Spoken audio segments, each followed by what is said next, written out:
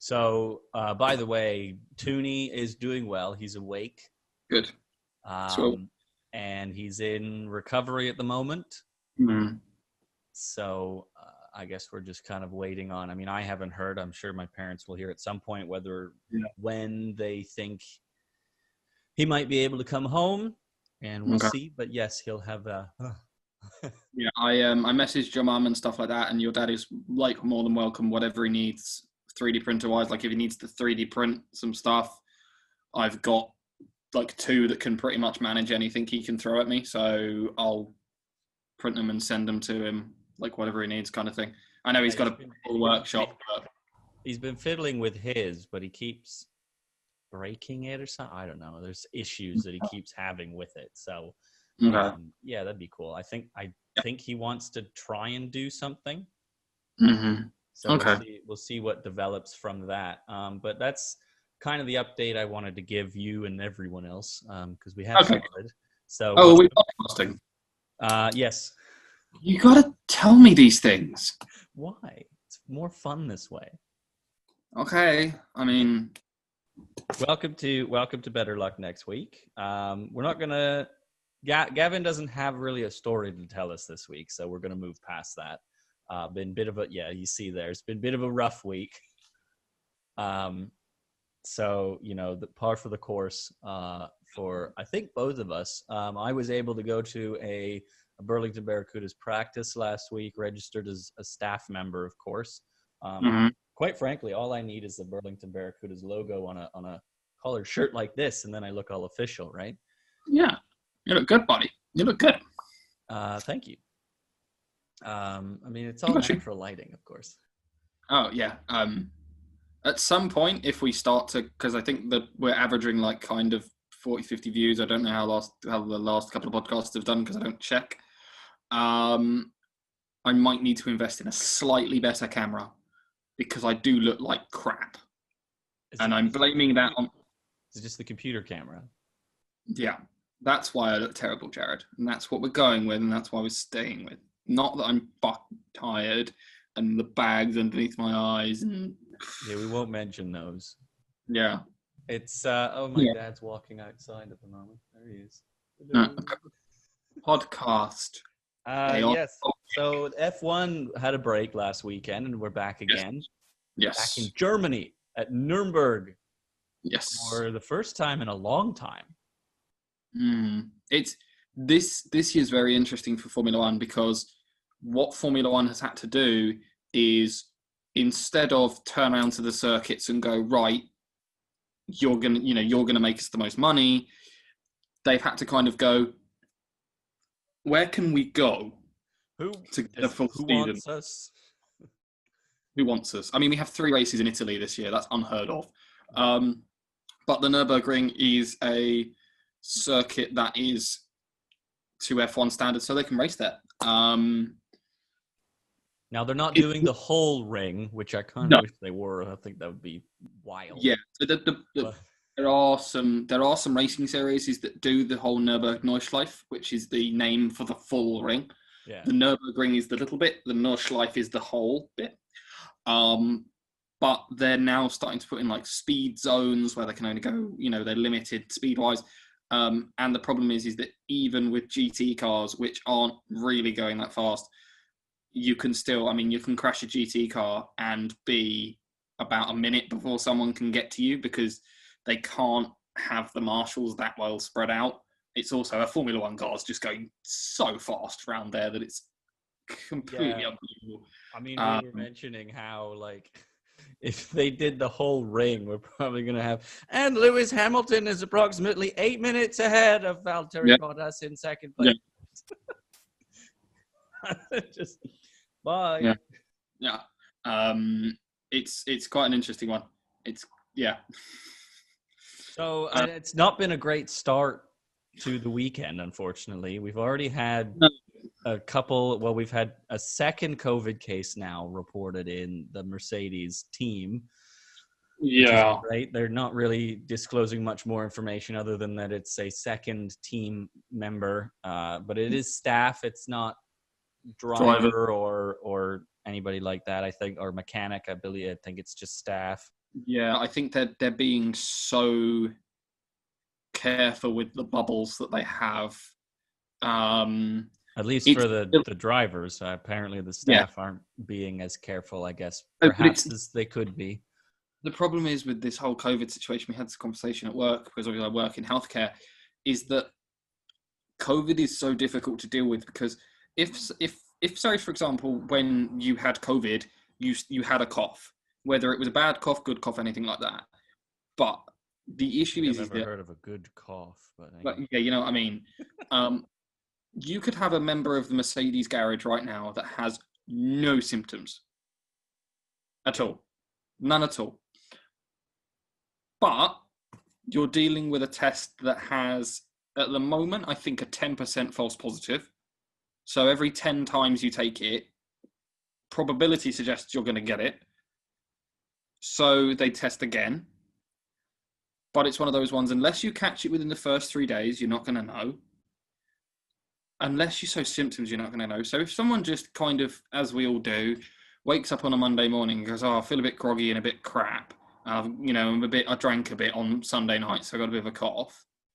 Then you're still going to go to work. And then by Tuesday, Wednesday, you're like, "Oh, well, I feel fine. I'm a bit run down, a bit tired," because everyone is this year.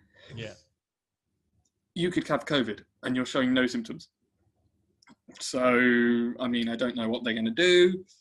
I don't think you can continue. I think we're very lucky that we've only had one driver so far, as Sergio Perez, that has caught it, had his time off, and then come back. And it was pretty mild for him. Yeah, it was. I mean, from what he said the worst part about it was watching someone else race his car, Yeah. which is fair enough. I mean, I'd be annoyed about that, but not much you can do. And on top of this, practice was canceled because of fog. Yeah, so the ruling behind that, I can see your skepticism of fog, is that to race at a Formula One event, the helicopter has to be able to get a driver from circuit side to the hospital in under an hour. Now, the problem is the Nurburgring isn't normally a Formula One circuit, so they're not 20 minutes from a hospital. They're about 40 minutes from a hospital. And because of the fog, the helicopter can't fly as fast as it normally would. So Right. it can't go that quickly, which means it was taking about 65 minutes. Which the problem is that we've seen how misbehaved Formula One drivers can be when they're at a circuit they haven't been before. We saw what they were like at the circuit before, which is why I'm looking forward to this weekend, because evidently they can't all agree. We don't really know this place. Let's take it tame for the first lap. No, full speed. And then they punt it off. We're now going to have a bunch of guys that are going to get an hour on Saturday morning to learn the track, because apart from Lewis Hamilton, Sebastian Vettel, Kimi Raikkonen, and maybe one or two others that I'm not able to name, the rest of the grid hasn't raced here before. Ever. And Yeah. yes, they may have done simulator testing and stuff like that, but it's not the same as the actual place, is it?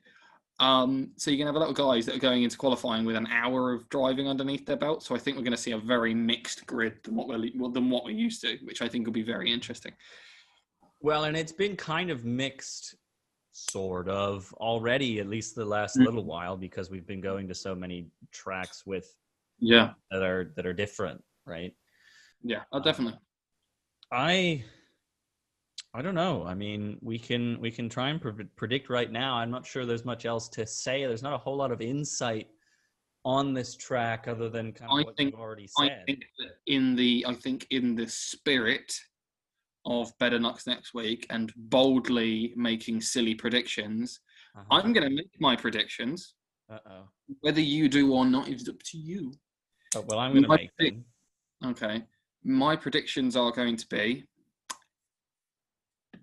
Hamilton. I think that's pretty safe. Because he's one of the only ones that's raced there before.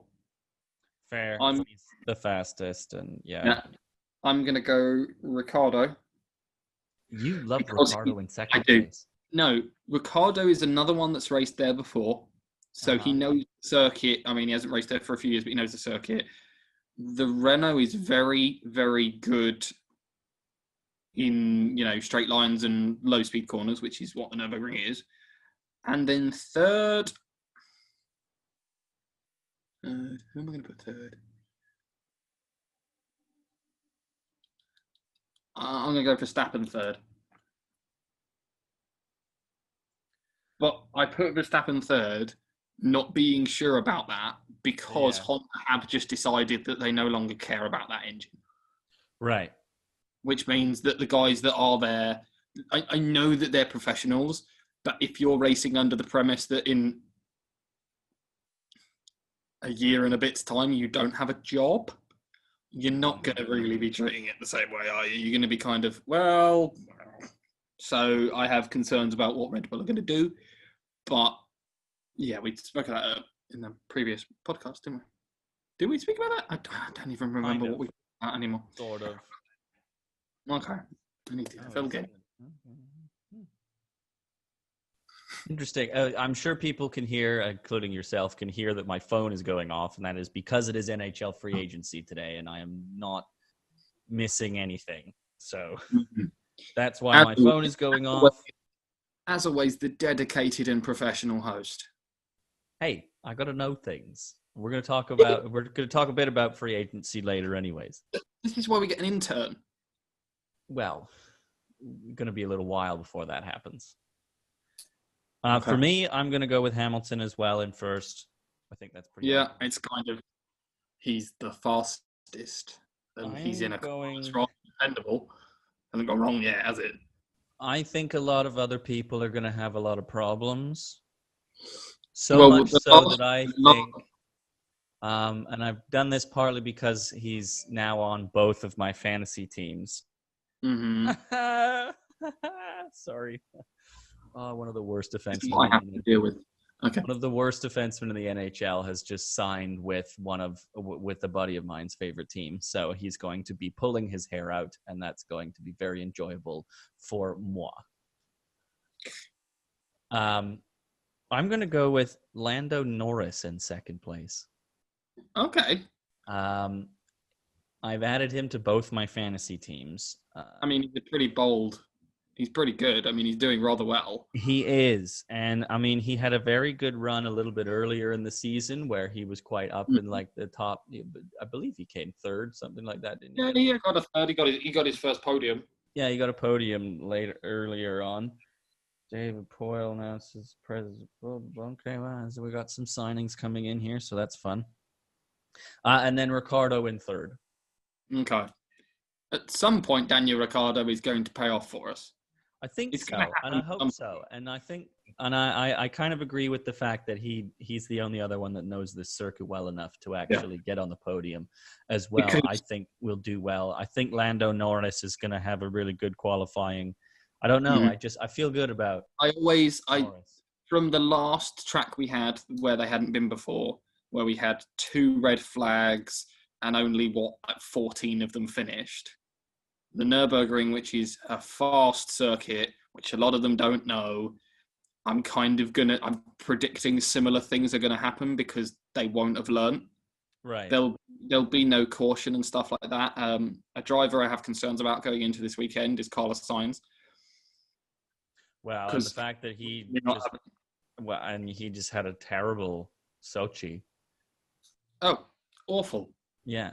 Qualifying, going into the wall, everything was just bad. He just I know that. Let me just get the numbers up so I know exactly what I'm talking about. And personally, I think that if Norris hadn't have had to slow down when he did, I think he would have been further up the grid. Oh, definitely. He got kind of stuck with how he ended up. I mean, he's always been up there, week to week. He's never had one where he's like miles and miles behind. I think, let me have a look at so at the moment in the Drivers' Championship, you've got Hamilton. No, that's 2000. Why am I looking at 2018? Why is that a thing I'm doing? What are you trying to find here? I'm looking at the drivers that you do the stats. Yeah, what are you trying to find? The 2012 drivers standing. Right, so Hamilton, Bottas, Verstappen, Norris. So Norris is currently 4th in the Drivers' Championship. Right. Which is rather impressive, to be honest, considering the next car is a Red Bull, followed by a Mercedes and a Mercedes. So, I mean, he's 2 points ahead of Daniel Ricciardo in a Renault that is evidently slower. He's a race win ahead of Carlos Sainz. So, I'll take that. Yeah. He's one of those. I mean, he's only 1 point ahead of Albon, 2 points ahead of Ricciardo. So, I mean, those three are really battling for 4th place, which I think is quite fun. That's a very interesting point in the championship. Right, should we go through how well we did last week? Because I don't think... I was just going to say one final thing. It was looking like Mick Schumacher was going to get some practice in with Ferrari today. The fog hurt that. Yeah, I don't know. I think they're going to move that now to next weekend or the next available point for him. Yeah, a lot of people think that they're going to try him and Kimi Räikkönen next year is the kind of proposed driver lineup. Although, the Haas, right? No, that's in the Alfa Romeo. The Haas is. Okay. No one knows what's going on with the Haas at the moment because they've had Romain Grosjean and Kevin Magnussen, both of which spend most of their time bitching about the car, which the team hate. They've been at the back of the grid this year, which the team hate. So I think the team are kind of along the lines of, well, we're paying these guys loads of money and they've not really done much for us. So I don't... Well, and yeah, especially, I mean, I love to hate on Romain Grosjean. Yeah. What's the point in keeping a guy like him? I just don't get it. I mean, I think what they're thinking of doing is you've got Callum Ilott, who is currently 2nd in the Formula 2 Driver Championship to Mick Schumacher. Yeah. You've got him, and you've also got a couple of other Ferrari. You could bring 2 rookies in, and if the 2 rookies continue, because next year they're not going to be able to get any faster because they're still stuck with the parts that Ferrari give them, which is evident. Outside of Schumacher, Ilott's been the most consistent driver. Yeah. So you could throw away Magnussen and Grosjean, who are finishing 19th and 20th at the moment. And if you get 2 rookies in and they finish 19th and 20th, what have you lost? Apart from, instead of paying them millions of pounds a year, you pay the 2 rookies, pennies on the dollar. Million instead of several million. And if the kids turn around and go, oh, the car's really slow, go, you're racing a Formula 1 car. There's about 90 kids that we could call up and that would race the car as well. Shut the fuck up, get in your box. And they'd go, yes, sir, thank you very much. Okay, I am so grateful for this opportunity. Yeah, the kid isn't going to complain because, probably won't. Just don't tell him where the radio button is. There you go. You won't get any complaints out of him. Okay, so fourth week of the NFL. Yes, it's starting to play out now that we can see what teams are doing well. Yep. Built well, what teams aren't built well.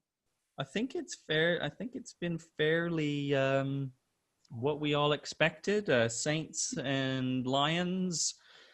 A win for the Saints, but not a convincing win, which was not a destruction. It wasn't a destruction. No. Bucks, Chargers again.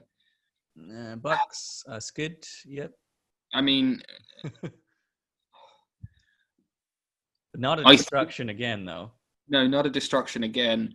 I think that there has been a massive misconception of, one, how beneficial it is to know a playbook and play from the same. Obviously the Patriots playbook changes, but play from a very similar playbook for 10 plus years, and then have a coaching staff that knows exactly what you want to do, but they are still having a good season compared to what they probably would have been doing with Jameis Winston. So yeah, the Bungles beat the Jaguars, which is my first loss. Yes. And then we lead on to a game that got someone fired, although there's some other things behind that the Vikings beat the Texans. So yes, and it wasn't even close. Yeah. Do we want to talk about that now, or do we want to wait until we're talking about the next game for the tech? We can just bring it up briefly. Yeah. I don't understand why Bill O'Brien wasn't fired when he approached management and ownership and went, "I want to trade DeAndre Hopkins." I'm sorry, that's Apparently there were issues off the field, but the thing is that DeAndre has. It's not like DeAndre has come out and said these are the reasons. DeAndre said, "Look, I'm not going to talk bad about anyone. right. I was traded. It happened."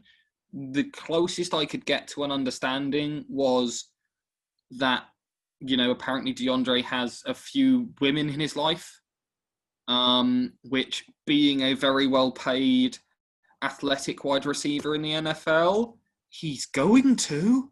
Shocking. But then the thing for me is that a lot of these players have off-the-field issues and all this kind of stuff.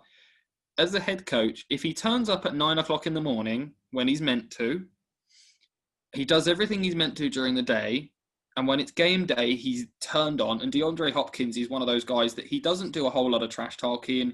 He's not getting himself ejected from the games. He just turns up, and he is that defendable, number one receiver, he was Deshaun Watson's safety blanket, because Deshaun knew, he was like, well, it doesn't matter if there's nothing else in the rest of the field. I know that as long as I've got a one-on-one there, I can depend on it. Hey, even if he's in double coverage, I can depend on it. I can kind of see how Bill O'Brien. So there's some things that have come out that have been the justification behind this.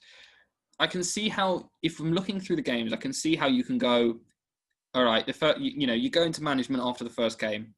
We lost to the Chiefs. We lost by 2 scores to a Super Bowl MVP and a Super Bowl winning team. That you go, sorry lads, okay. we didn't beat a Super Bowl winning team. Fine. Yeah. You then go to the Ravens, who were the outside shot for that Super Bowl, and people were very confused that wasn't who. And you go, look, they were almost undefeated last year. We're sorry. We're still, we haven't had OTAs. We haven't had anything build up to it. We haven't had all the stuff you normally do to get, shake the rust out of a team. And the Ravens are a team that they don't really need to shake the rust off, because they have a guy that can kind of cover for those mistakes. So you go, okay, we lost to possibly, if we think to the end of the year, we lost to the number 1 seed and the number 2 seed, which you go, all right, fair enough, mate. And then you get to a game against the Steelers where you lost by 1 score, which you just kind of go, wasn't us, we were close, we're going to tweak some things, and then you go. And then, so this one's got to be the one that, for management, was the first nail in the coffin. Now, I say the first nail in the coffin because there were other things that happened here. You lost to the Vikings by 31 points. Well, it was 31 to 23, so it was 31 to 23. Yeah. The Vikings. Yeah. So you lost to an 0-3 team, so a team that everyone had already gone, oh, the Vikings are being the Vikings, who then just managed to somehow outplay you. I mean, you've got the Texans' defensive line, which is one of the best in football, because they've got JJ, they've got a couple of other guys in it that are really good. And you let 130 yards rushing on you. Adam Thielen went 114 and Jay Jefferson went 103. You're they just dominated you, which is a point where I think everyone was frustrated. It then moved to this apparent argument he had on the field with JJ, where they were in a practice, and apparently the head coach said something. JJ responded, and it went backwards and forwards. Now, you can say what you want, and this is my personal opinion, as is everything I say on the show, but JJ Watt is the Texans. The Texans is JJ Watt. He is their most favourite player. I mean, when he won the Walter Payton Man of the Year award, he raised, I think, wasn't it something stupid like £500 million for the city of Houston when they had their issues. They're never going to trade him. They're never going to get rid of him. It's 500 million US or something like that. He is the one that sets the example for that team. He's the one that sets how that team goes. And I assume from how he who he is, he's the captain of that team. I mean, I know you have your quarterback in Deshaun Watson, you have your offensive guys and stuff like that. He is the leader of that team. which is a good guy to have at leadership. But once you've lost him, I think he lost the locker room. I don't think there was any way of getting it back. And I think the Texans thought, what more do we lose by having a change here? We've had a talented football team for a long while. They're still a very talented football team. As much as, yes, they lost DeAndre Hopkins. Okay, whatever happened there happened. I'm going to have to find his name now because I can't remember. David Johnson. No, Bill O'Brien's gone. David Johnson, as much as people mock him, isn't a bad running back. He was the first rookie to get a seat. In his rookie season, he went 1,000 yards receiving and 1,000 yards rushing. So he's a talented guy, and he can be one of those guys that you can just go. If your run game's going, you can build a run game around that guy. But I don't see this as a loss for the Texans of, losing their head coach, because evidently he hasn't achieved much in however many years. Well, and I'll wrap this up. I'll wrap this up with my take on O'Brien. I do not understand why. He made the team objectively worse when they traded DeAndre. You're checking your phone. Again, you can say what you want about David Johnson. He's a decent running back, but he's just not the value that you get if you trade DeAndre Hopkins. I'm sorry. No. I don't care what's happening off the field. I do not understand the mentality that a lot of sports organizations have, particularly in the NFL, where they do not invest in their players to try and improve them character-wise as people, off the field, not just, oh, well, you're good on the field, but you're a piece of garbage off the field, so we can't deal with you. My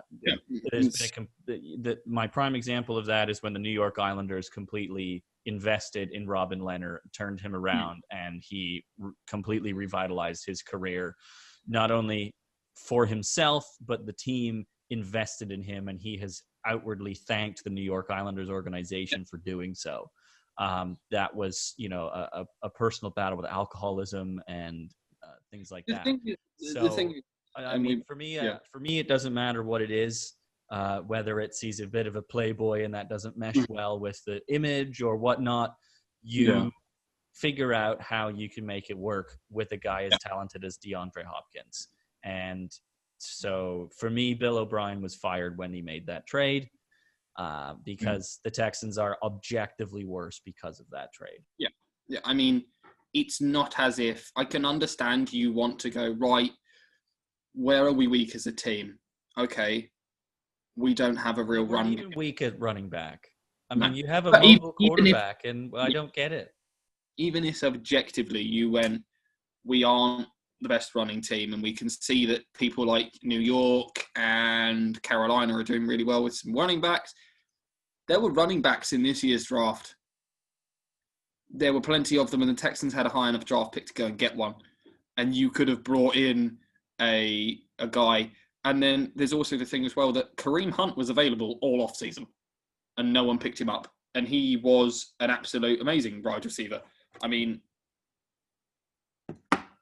He's got some different off-the-field problems that but are a little less fixable, but he's still a running back.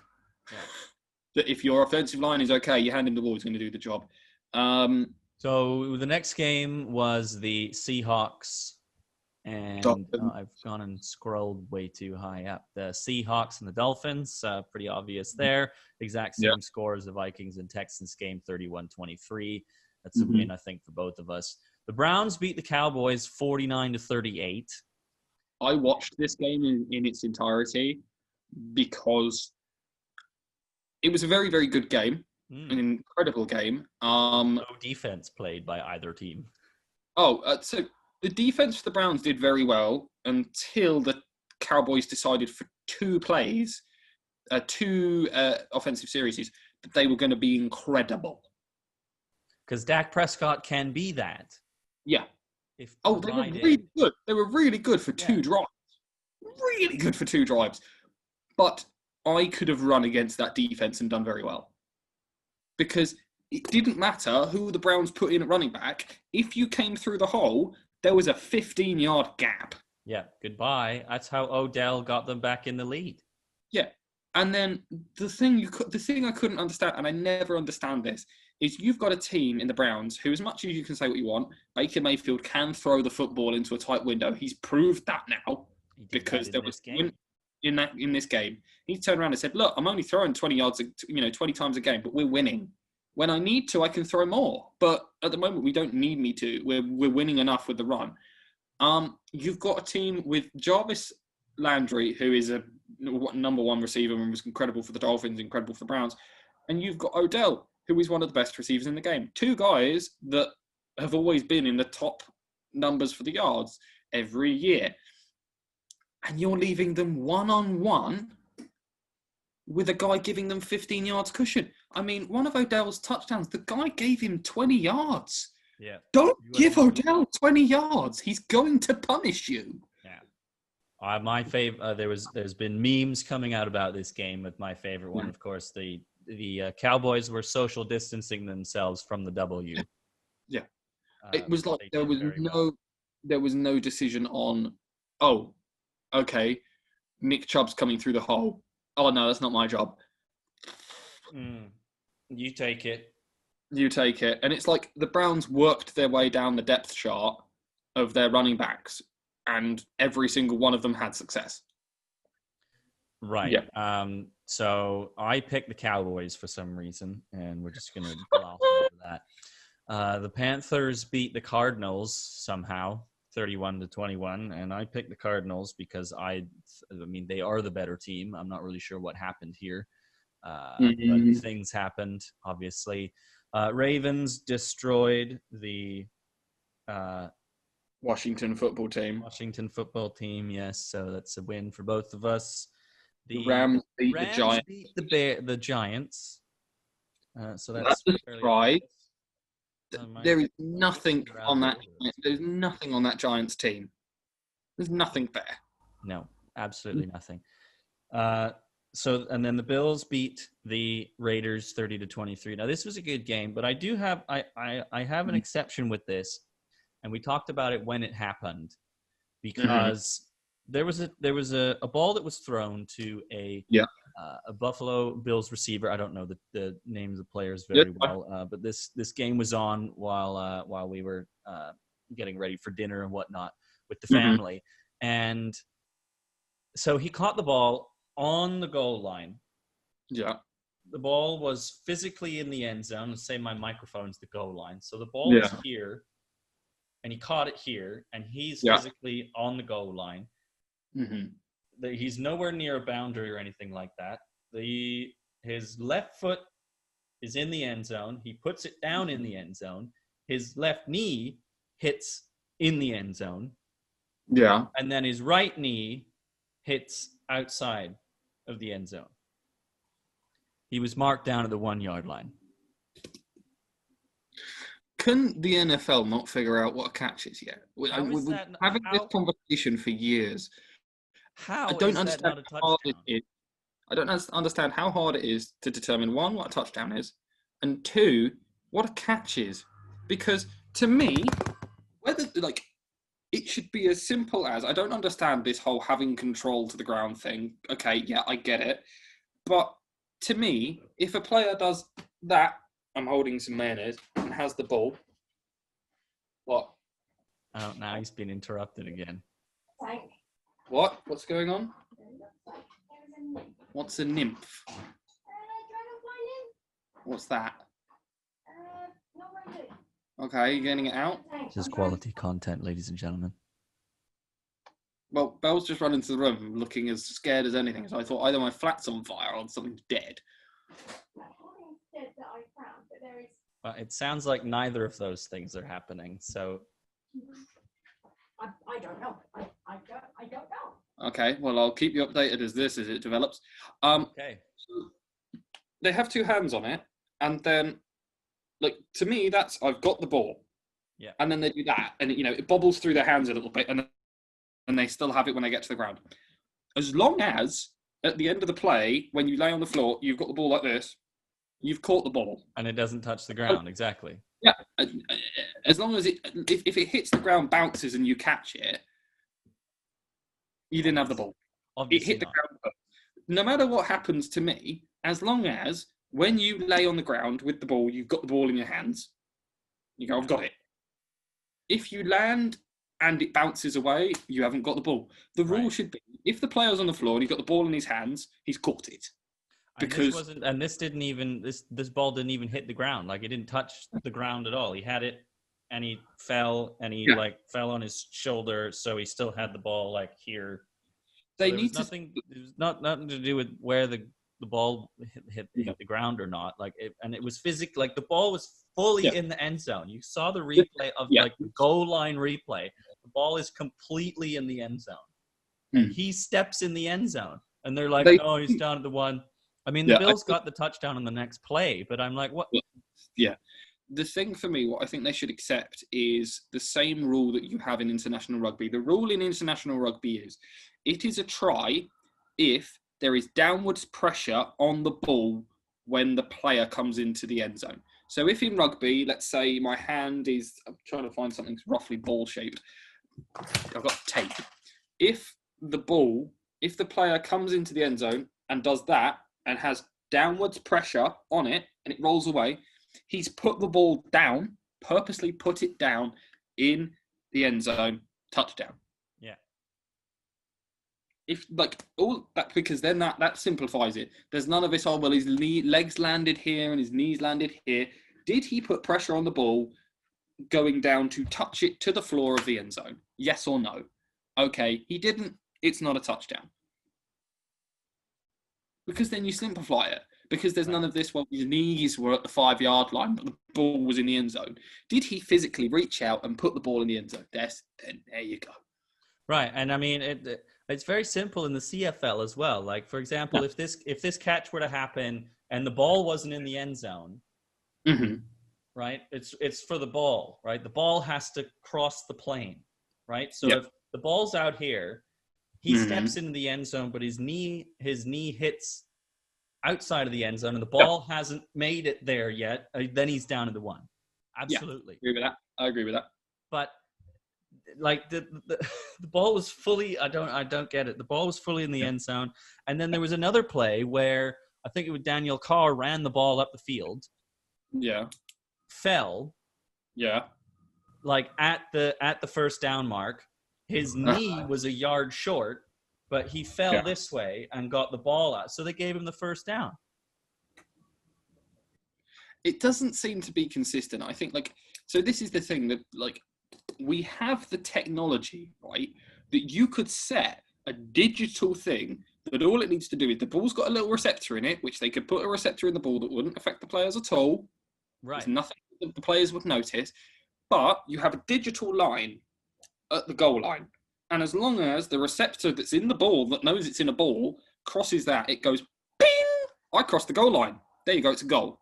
The fireworks go off and it's a touchdown. Bing! Yeah. Doesn't matter. The ball crossed the plane. Mm-hmm. And you can set it so that if it's out of bounds and the ball doesn't cross the plane, then it's not a touchdown. But you could make that so it isn't a human decision. And then if it's not a human decision and everyone knows the parameters, there's no arguing with it. Well, you've also got 18 different camera angles. They've got 4 cameras in the pylon, for God's sake. And you're telling me that none of those could have been like, then there needs to be a guy with a headset on that goes, that just in the ear of the referee that goes, oh yeah, mate, that was a touchdown. Just make sure that that's a touchdown. The thing is that I don't understand why they don't have guys, because, Bella is... give you your nymph. No idea how the Where is it? Oh, what the shit is that? I told you. Oh my God. I told you. I have no idea. It looks like a dragonfly nymph. I have no idea what it's doing in your tropical tank. I assume that, I apologise to the listeners of this podcast, I assume that a dragonfly laid an egg. On what? On the leaves on the top of my fish tank. I do need to get back to. I'll show the people the nymph thing. Difficult to see. Just looks like water. Oh, believe me. Jesus Christ. Believe me, Jared, it is not just water. Right. I'll take a picture and we'll put it in the podcast. But we need to continue podcasting, Annabelle. That means I have to edit something. Oh, I'm so sorry. Yeah. Right. I'll keep an eye on the nymph. It's still in there. I'll keep an eye on the nymph and while I podcast. Is it alive yet? It's alive. Oh, good. It's moving. Right, back to what we're actually doing. Just chuck it out the window if you don't want it. Might name it. Name it Red. Oh, that's why I'm confused. I've been really confused this entire time because I've had some games that aren't there. The Bears, because I did it in a... Who knows, Jared, what's going on? I apologise. That is the next game, though, the Bears and the Colts. And the Colts beat the Bears, which I didn't think was going to happen, but it did. And Big Dick Nick didn't get it done, unfortunately. What can you do? It wasn't big enough for him in that game, unfortunately. Yeah. The Eagles beat the 49ers. I don't know if there's a whole lot to say about this one other than that the 49ers, I guess, just forgot that they were playing a game that day because they also don't have Jimmy Garoppolo playing right now again. What's wrong with him this time? I don't know. I didn't realize he wasn't playing. But both quarterbacks that played for them, Nick Mullins and J.C. Beathard. Yeah. Beathard? I don't know. They combined for over 340 yards. I mean, with two interceptions, Jared. Yeah, I mean, two picks isn't something you can't recover from. I mean, they obviously just couldn't get into the end zone. Yeah. Anyway, the next one is because we ended up with we try and plan this podcast. We really do. We're sorry. But some kind of creature was alive in my fish tank, and that's delayed us a little bit. And Jared's got to, go out and drag or something this evening. So what? I thought that was what you were doing. The Patriots lost to Chiefs, which I'm going to attribute that game to COVID because we didn't have our number one starting quarterback, which is my reasoning, and that's what I'm sticking with. The Packers beat the Falcons. Yep. Who's surprised about that? And the Bears beat the Bucks on Thursday. I mean, they were bound to have a slip-up, I guess. Yeah. How does that happen? Well, I mean, Tom Brady's not perfect. Damn near close.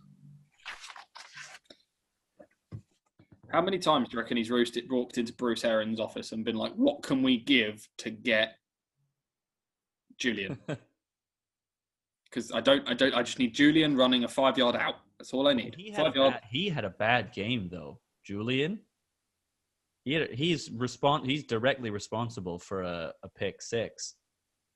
Yeah. So that was a little bit rough for him. Right, that was 9 for 14 for me, so not too bad, I guess. You can't put all of the blame of that game at the feet of Julian because Brian Hoyer went 15 for 24 for 130 yards and an interception, and Jared Stidham went 5 for 13, 60 yards and 2 interceptions. So, meh. Yeah, it was a bit rough. Yeah. Right. Let's have a look at this coming week, which is a little bit strange. There's 3 games on Monday. Yeah. For some reason. I believe 3 games have been moved to Monday. This is a postponement, I think. Yeah. For COVID and whatnot. Texans Jags is the first game. I'm going to say the Texans bounce back. I'd like to think so as well. I think they got a new coach, get their first win. Yeah, whatever Bruce Arians was trying to do with that offense and that defense, they've kind of both gone, that ain't going to work. I mean, apparently they weren't blitzing often, which when you have JJ Watt, just put him on the outside and blitz him every play. Why would you? Why aren't you? Why would you?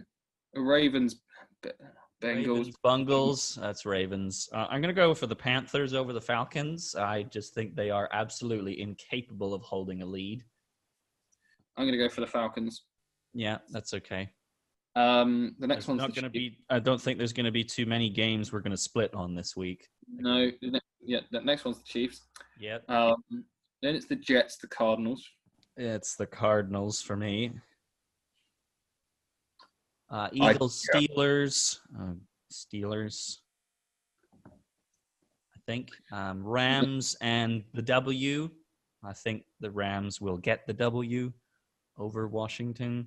Yeah, I can see that. The 49ers, the Dolphins, I think the 49ers are going to wake up this week. I certainly hope so. Yeah. I mean, I know you don't have Jimmy, but still, figure it out. I think the Cowboys will wake up this week too.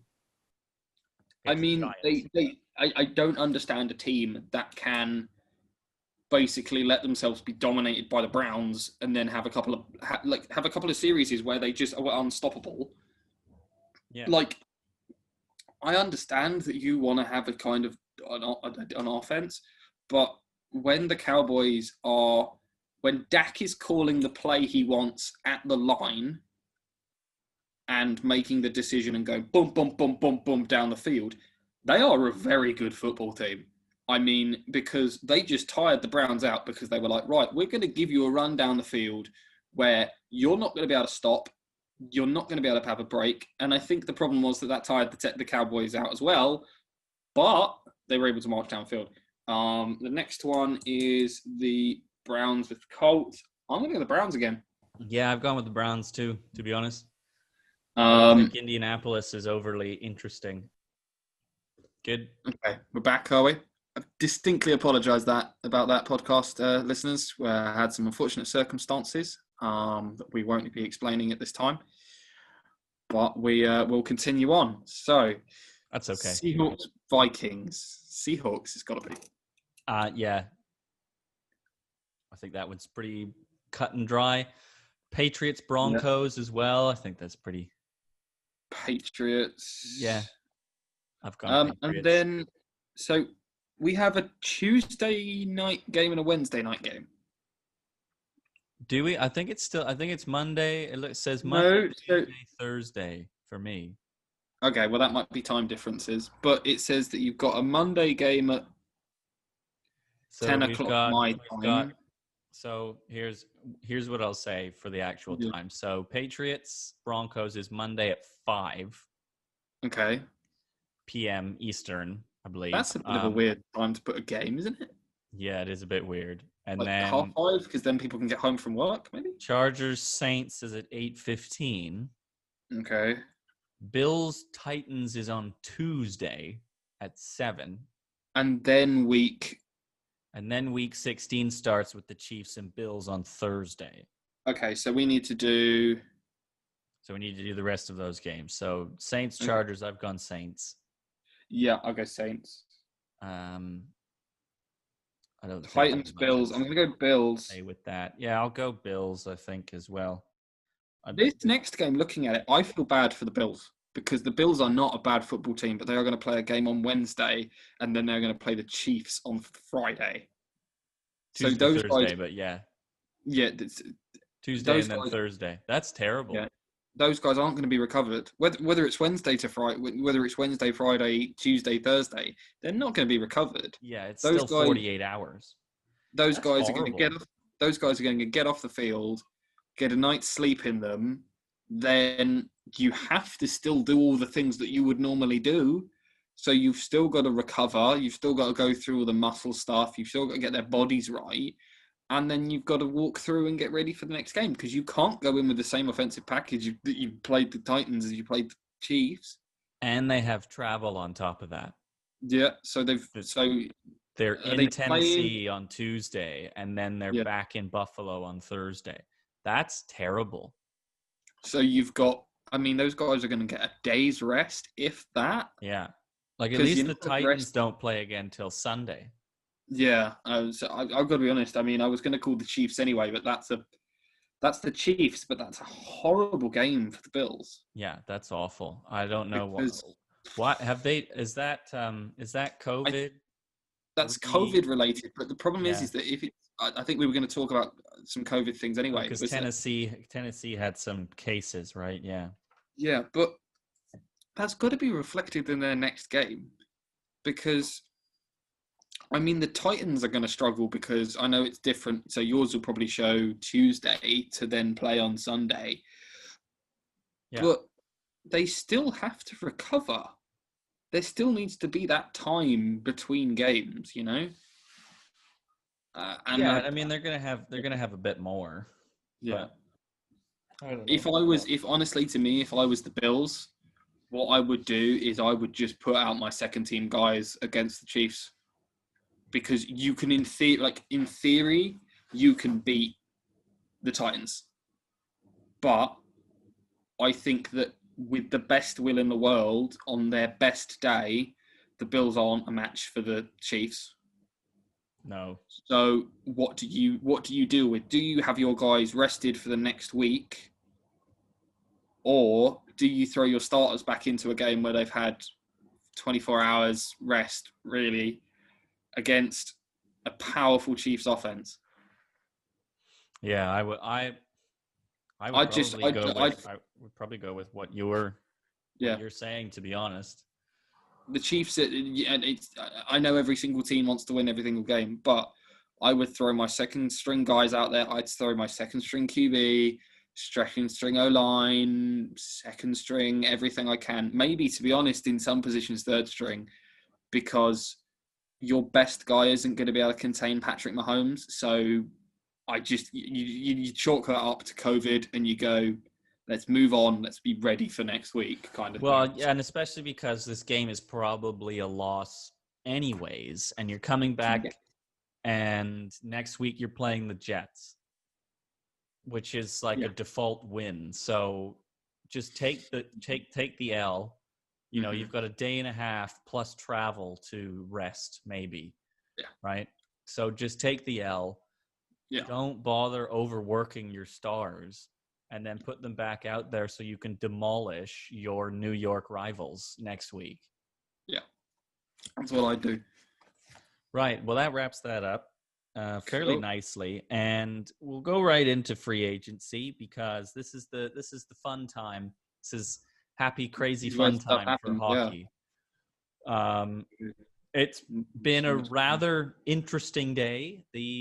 For market's sake, we talk a bit about Toronto. They haven't really done a whole lot right now. What's Toronto in the market for? I know a defenseman's kind of a problem at the moment, but yeah, right-handed defense is kind of their main thing in the market, and also grit, a little bit of toughness. They want to be more difficult to play, which I think they have addressed already, and that's in the signing of Wayne Simmons, veteran, tough. Tough guy, probably going to slot in on the third line right wing, I would say. Okay. Which is perfect, because they already traded their third line right winger to get a first round pick into that back. Point and gets a bit of a harder guy, bit of a tougher guy. I don't think that when you bring a guy like that in, you're bringing him in for the distinct reason of him. I think that a guy like that, a veteran like that, has kind of it's almost like if you put dye in some water. Like if you put dye, even if you put the tiniest drop of this guy being on your third line and stuff like that, he's still going to be practicing with the firsts, the seconds, which means I think he's going to infect some of that, a bit more of a tougher play style, a bit more, as you say, grit, which is what they say they need, and a bit more move, maybe the veteran logic he's always better to have in the building, because I always struggle when you see teams of any kind of logic that have never been there before. They always struggle with when they start to get to that point where they're like, oh, this is what this feels like, because I don't think they're prepared to know what to do and they make the mistakes. So I think having a veteran in the building is probably the best thing for you guys. I don't know if there was anything in this year's draft that was going to kind of bring you up, if that made sense, if be impactful. Lovely.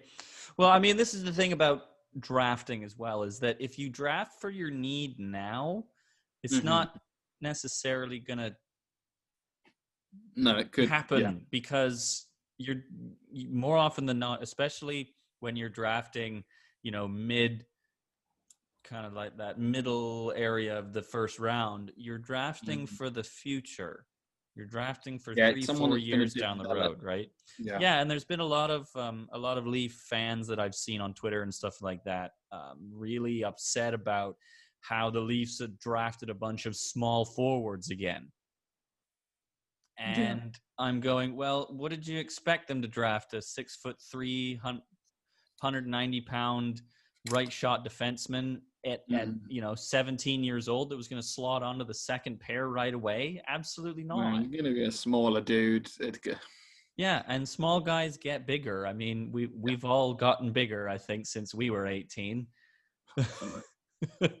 Maybe not in the same way that an NHLer will get bigger, but I'm pretty close. Yeah? You can't skate, though, so there's your problem. I can skate. Maybe not to an NHL standard, but if you put me on ice, I can go where I want to go. The one thing I will say about Wayne Simmonds, we talk about veteran leadership. He's not really got out of the first round of the playoffs. I am kind of looking. He doesn't really have too many playoff stats. He was not on that Flyers team that went to the Stanley Cup final. That would have been in 20. I'm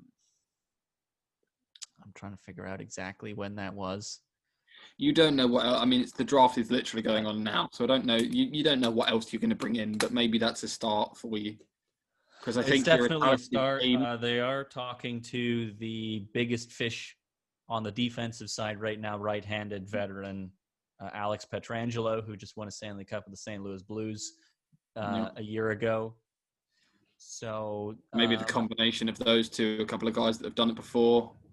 The thing about Petro is that he's going to be expensive, and there's only so much the Leafs can afford with them investing so much in their forwards. So a little bit of that. What's the cap this year? But what's happening is that free agency in general is a lot slower than normally because everything has to happen online, right? You can't call up a player and meet with them or whatever. You can't. Yeah, there's less. I think it's also as well is that like a lot of teams aren't being able to make so much of a decision because in the past you'd be like, well, this guy was injured last year. Let's bring him in for a workout and then we can go from there. Whereas now they're relying on, you could call me up and say, hey, Gavin, we want to draft you as a goalie. How are you? And I go, yeah, perfectly healthy. Brilliant. Absolutely brilliant. Perfect. And on camera, you're not going to be able to tell. Mm-hmm. You're not going to be able to tell me, right, take your laptop with you down to the local gym, do this rep at this weight, do this. And even I know that there's been a couple of English football teams that have tried stuff similar to that. But, you're relying on someone with an iPhone over your own eyes, which is always difficult, I think. So, and yeah, the other I think thing too, Wayne Simmonds is coming from one of the 7 teams that did not make the play-in round. Yeah. Buffalo Sabres were pretty bad again, unfortunately. But some other Canadian teams have made big splash. Calgary signing Jacob Markstrom for their net. Hopefully that'll finally fix things for Calgary because they've had some pretty rough times with goaltending basically since Mika Kiprasov for the past decade, basically. And Vancouver signing Braden Holtby to replace Jacob Markstrom going out the door. I'm okay. The problem with Holtby is that he's been in decline for the past couple of years. So I'm a little concerned about whether or not that is going to... But is he on his worst day better than whoever else they could bring in on their best day? That's the situation the Packers have always had is that, well, who do you Aaron Rodgers' bad years, as he quoted, are most people's career years.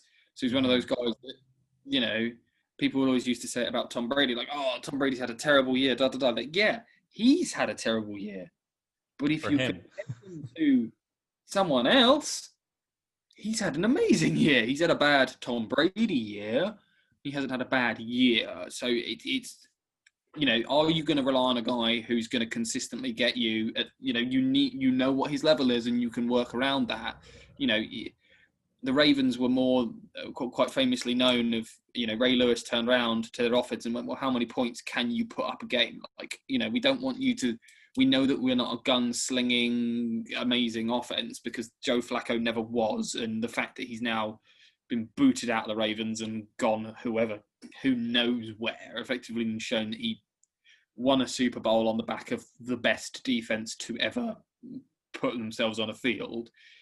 You know, Ray Lewis went, well, we know our offense is only going to score 20 points. So our job as a defense is to hold them to underneath that. So if you know he's going to let in 2 goals a game, then you know that's what your offense has got to, you know, that's the thing you've got to get over. You know that he's going to struggle. So can you work around that? Can you go, we know you're not the best. So, you know, the money isn't there as much, which means you can spend on other people. It's, you know, horses for courses on the phone, unfortunately, with some things.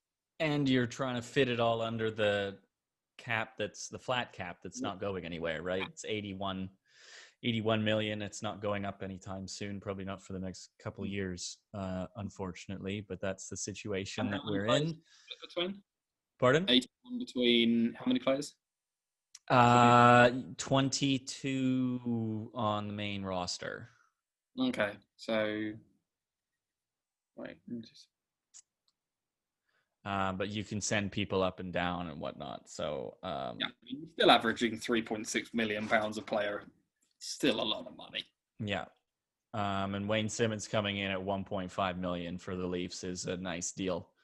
Yeah. 1 year, and he's a local guy. Yeah, that so frees. Apparently, I heard that. I heard that Montreal was interested in him as well and offered him a bit more money, but he was not interested in going to Montreal. Yeah, I mean, from what you see, is he based in Toronto? He's from Scarborough, so he's from like kind of the GTA area. Yeah, so he can keep his kids in the same school, doesn't have to move. I mean, for a guy later in his career, that's probably more what he's looking for. Well, exactly. And that's actually why he went to Buffalo, so that he could, I believe what he was doing was he was living in Canada and then commuting to Buffalo to play. It's a commute and a half? A little bit. It's like an hour-ish, hour and a bit. Oh, it's 2 hours a day. Yeah. So, you know, now he doesn't have to do that. He doesn't have to do that like at all. I do have to get something off my chest, though, and this is the junior hockey situation right now. Okay. For whatever reason, the Quebec... What's that? You really went into that. You startled me. I thought you were going to come out or something. Not that there's anything wrong with that. I want you to know that. But maybe doing it on a podcast... I'm really confused. Well, you were like, I've got to get something off my chest and look really serious. Well, this is serious. Okay. Not that serious. Relax. I'm fully supportive of you. Thank you. I try. You know. Anyways, the Quebec Major Junior Hockey League, one of the 3 junior leagues in Canada, is in operation right now. Full preseason. I believe they're going to start playing regular season in a couple of weeks, I think, or less. And that's basically how I feel about it as well. I thought that the maritime provinces, which are included in this league, there's a team in Halifax, Nova Scotia, there's teams in New Brunswick, Newfoundland. I don't think there's a team in PEI, but I mean, there might be. Charlottetown, I think there is actually. And I'm not as familiar with it as I could be. But the fact that the Maritimes were supposed to be cut off from the rest of Canada, and Quebec is one of the provinces that's been hit the worst with COVID. How are you playing? How? I don't understand. And now we've got 18 cases of COVID on one of the teams in Quebec. the Armada, and I'm less than surprised. I kind of have two takes on this. So I can understand that people need to get back to normality. I get it. And I can understand that professional sports needs to start getting back, because at the end of the day, they are a business. They can't afford to keep everyone on the payroll. They can't afford to keep going. And relatively, well, they the are thing is that this isn't pro sports though, Gav. This is the junior kids. Let me finish my point. Okay. But with certain things like juniors, like lower level stuff, like people going back to work that don't need to go back to work, certain things just need to be accepted, right? I don't agree that I don't think any kids should be going back to school, because I don't think that the difference between being in front of a teacher and doing what we're doing now, which is having a conversation through the internet, is that much different. I think the kids could have stayed at home. I don't understand this decision, because it's not, social distancing is still in effect. These are all things, you should still be wearing a mask and all this kind of stuff. And I don't care what you say about these plastic shields they've got to go over their faces. Hockey is a contact sport where people get sweaty and move around and fly about. People hit each other, people move about and stuff like that. There is going to be a transfer of bodily fluids from one team to another, and if one person on that team has symptomless, is going to transfer it to everyone else, and then everyone else has COVID. And and the reason they were able to do it so successfully with the NHL bubble is because that's what it was. It was a bubble. These guys didn't go home after the game, or didn't go back to the States or wherever they were from. They all came to Toronto and Edmonton, and then that was it. And that's who they interacted with, and that was all. Here, they're all traveling around Quebec and Nova Scotia, New Brunswick, and all the provinces. The professional teams. So if you watch how the Browns do it, watch how the Patriots do it, watch how any of these teams do it, these guys have got complicated, sophisticated like watches on them that are only for COVID and track where they go. They are tested when they get in the building. They have people, these teams have people just keeping an eye on COVID. The Browns have 35-man squad who just keep an eye on COVID. So they keep an eye on sterilizing things. They keep an eye on what players are in what bubble. They keep an eye on what players have what contact. You know, a player turns up, they know exactly what his temperature was the day before. They know all these things. Well, and even then, the NFL is still struggling with it at some points. Yeah, but you can't apply that to kids. Especially not with junior league teams that do not make anywhere near the same amount of money that an NFL franchise or an NHL franchise will, nor will they be making mostly any money, because junior hockey is gate driven in Canada.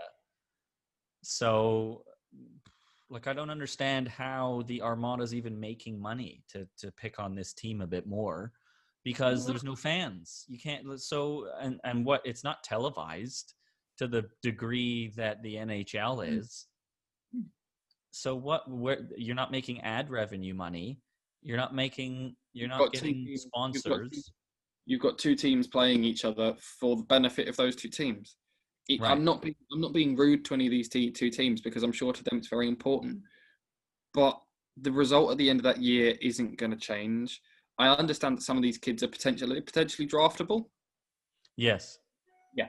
So I understand that for those kids it must suck, because they're not going to get footage of them playing games. But here's my thing, is that you could definitely still do this in a much safer way. The OHL probably has the best the best chance of doing this safely, because all the teams, except for a couple American teams, which I'm not really sure what they're going to do, but the majority of the teams are in Ontario. So it's all in the same province. It's contained, and you could effectively contain it-ish sort of that way and have guys still play. let's say, for example, if you had 12 teams and you had to play those games. Yeah. Now, if it was me, what I would do is, it's quite common in Canada, you know, when I was out there, we saw a few, to have places where they have, you know, like, you know, 7, 8, 9 rings in one building. Now, if you really needed to, what you do is you take the hotel across the road and go, right, we're going to buy out this hotel, and Team A gets the top floor, Team B gets the bottom, you know, middle floor, boom, boom, boom, boom, boom, and you divide it up, and you get a hotel to mask it all off, so that one team can go here, one team can go there, and you play. You know, those teams play, and it's literally a case of, okay, right, you turn up to the rink, you get 2 hours on this piece of ice this morning to practice. Then you go back to your rooms, and you have one room set up as a common room. You know, you can make it nice. And then over the 2 weeks, however long you want, the teams stay there. You're in a hotel. They can be catered for. It's not going to be fun for the kids. They're not going to be playing on the best ice in the world, but they get to play those games if that's what's important. But going from one rink to another, like, the only point of going from one rink to another, because ice doesn't change because it's regulation ice, going from one rink to another, the only thing that benefit would be going to somewhere like, you know, to see, you know, oh yeah, we're playing Stevenage, so their fans, you know, the Stevenage fans can watch Stevenage play, but there's no fans in the stadium, so they may as well just be in a facility somewhere, you know, a facility that's got 8, 10, 12 rinks that, you know, you send the refs to, and the refs get paid for being there. And well, and this is the idea that the NHL wants to do. They're going to do it divisional. This is one of the ideas that they want to do for next season. They're going to do it divisionally, and so they're going to restructure the 4 divisions. Basically, they'd have a Canadian division, and then the 3 kind of you know, regions of the United States, 3 time zones, I guess, would all be a division, and you just stay in that division for however long. And I think the, you know, boys junior hockey, you might be able to do this in, because a lot of them are either homeschooled or, you know, the schooling is a little bit different than your conventional high school, I mean, you know, day school. Yeah, you yeet them in. I'm sure if this is a feeder league to the NHL, one, they could afford to book out an entire hotel for 2-3 weeks.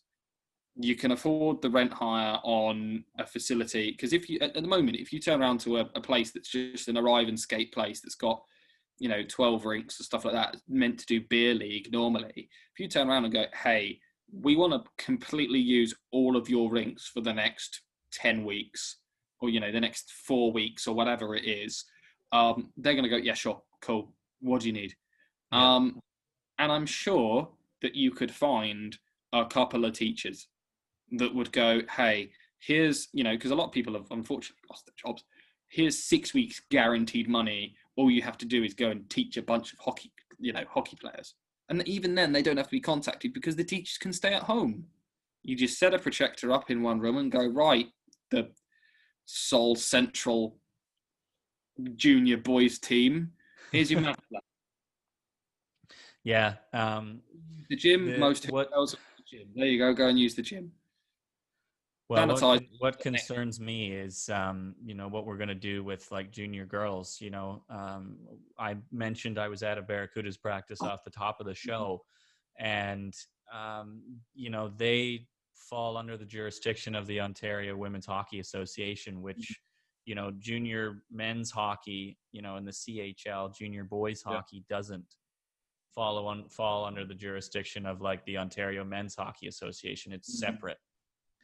And so whatever the regulations of the Ontario Women's Hockey Association comes out with, the Junior Women's League, the PW, is unfortunately going to have to follow, which may make things rather difficult. And with the Greater Toronto area, the GTHL Hockey League shutting down, that's not a good sign for a junior women's league like the PW. And on top of that, we've just had, I don't know what's going on necessarily in England, but I know Ontario's just released new restrictions for COVID that are going to go into effect on Saturday, probably by the time this pod is up. So Toronto, Peel, and Ottawa, indoor dining is going to be shut down again. Cinemas and some other indoor social areas like that aren't going to be able to, you can't go into those anymore. And I believe the gathering restrictions is going back down again as far as numbers are concerned. Okay. I don't know what's going on in the UK at the moment. There's talks of maybe students not being able to come home at Christmas kind of thing. So it's, interesting. I think you've just received a photo of whatever was in my fish tank, Jared. Oh, good. Okay, so we can we can show that, I guess. Now, that was a bit of a serious topic. So why don't we wrap things up with another names game that I've come up with. The names game. You don't like it? I'm not good at it. I mean, I'm not. I mean, you figured it out the first time. Yeah. So you're 1 for 1. So let's see if you can go 2 for 2. So these are some hockey names. Oh God. One of them is made up. They're going to be quite Russian, aren't they? Don't rush. Not quite. What? So that was yes. I noticed that. Anyways, okay. So I've got 4 names for you again. One of them's fake. Okay. And the other 3 are real. So one's fake, the other 3 are real. Yeah. Okay. So just like the baseball names last week. Mm-hmm. Okay. So we'll start with the first one, Radek Bonk. The next one is Capo Caco.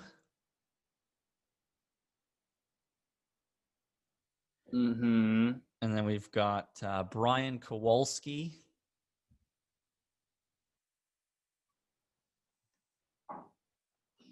Okay. And then Johnny Oduya.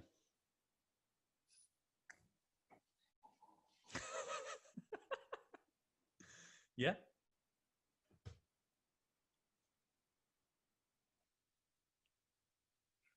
Oh, do ya? Yep. Okay. Has he got a friend called IP Freely? No. Oh, man. So my first one right off the bat that I'm going to get rid of is Brian Crossan, because that is a person name. That is a person name. Which one? The third one. Brian Kowalski. Yeah. Okay. It sounds like a real person name. Okay. Hockey is very popular in Russia. And Rapid Bonk sounds like... Radek Bonk, yes. Radek Bonk sounds like a Russian name to me. Okay. Because his father named him after the noise the tractor made. When he went to start it up in the potato field, went, Radek Bonk. Oh, that's a good name for my son. Now,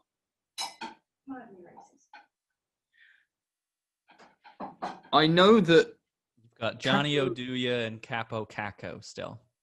Capo Caco sounds like a Mexican footballer.